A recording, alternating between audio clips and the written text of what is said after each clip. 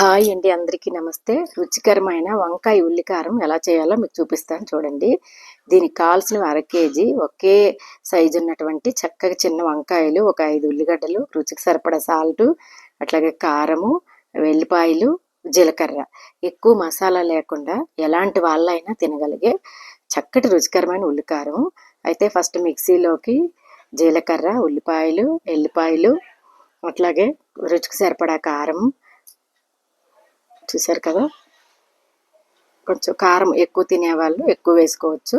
మేమైతే పిల్లలు తక్కువ తింటారని కొంచెం తక్కువ వేసాను. అట్లాగే రుచికి సరిపడా సాల్టు, పసుపు, అట్లాగే కొంచెం ధనియాల పొడి. ధనియాలు ఆరోగ్యానికి మంచిదే కదా, కొంచెం ధనియాల పొడి. ఇవన్నీ వేసి ఇట్లా మెత్తగా గ్రైండ్ చేసుకోవాలండి. గ్రైండ్ చేసుకుని దాన్ని పక్కకు పెట్టుకొని వంకాయల్ని చక్కగా 4 గుత్తి వంకాయ కూరకి ఎలా కోస్తాం 4 ముక్కల్లాగా చక్కగా కోసుకొని, ఈలోపు బాండ్లీ పెట్టి బాండ్లీలోకి నూనె వేసుకొని, నూనె వేడయ్యాక ఇక్కడ వంకాయలు కట్ చేసుకున్నటువంటి వంకాయల్లోకి మనము గ్రైండ్ చేసుకున్నటువంటి ఈ ఉల్లికారం అంతా కాయల్లోకి చక్కగా పెట్టి బాండ్లీలోకి వెయ్యాలి. అట్లా వంకాయలు మొత్తం అన్నీ కూడా చక్కగా బాండ్లీలోకి వేసి చూడండి. చక్కగా అన్నీ మొత్తం వంకాయలన్నీ బాండ్లీలోకి వేసి చక్కగా మూత పెట్టాలి.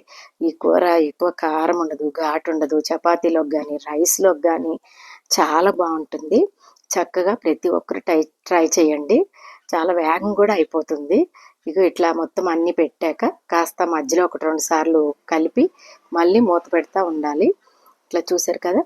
ఇట్లా కొంచెం అలాగా ఒక 5 మినిట్స్ 10 మినిట్స్ అయిన తర్వాత కొంచెం వంకాయ కొంచెం మెత్తబడంగానే మళ్ళీ మూత పెట్టి తీసి మనం ఆల్రెడీ రుబ్బు పెట్టుకున్నాం కదా మసాలా, అది వంకాయలకి పెట్టగా మిగిలిన ముద్ద కొంచెం ఉంచుకోవాలి.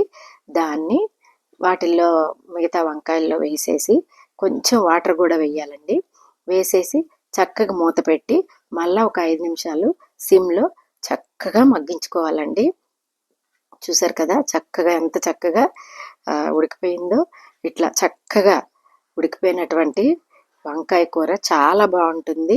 మళ్ళీ ఒక్క నిమిషం వేసుకొని మీకు తినాలనుకునే వాళ్ళు కొత్తిమీర చక్కగా వేసుకోవచ్చు. కొంతమంది కొత్తిమీర ఇష్టపడదు. నేను పిల్లలు తింటారు తినరు అని ఓన్లీ కొత్తిమీర వేయకుండా చేశాను. చూశారు కదా, రుచికరమైన వంకాయ ఉల్లికారం రెడీ. మీరు ఈ కూర చేసి ఎలా ఉందో కామెంట్ రూపంలో చెప్పండి.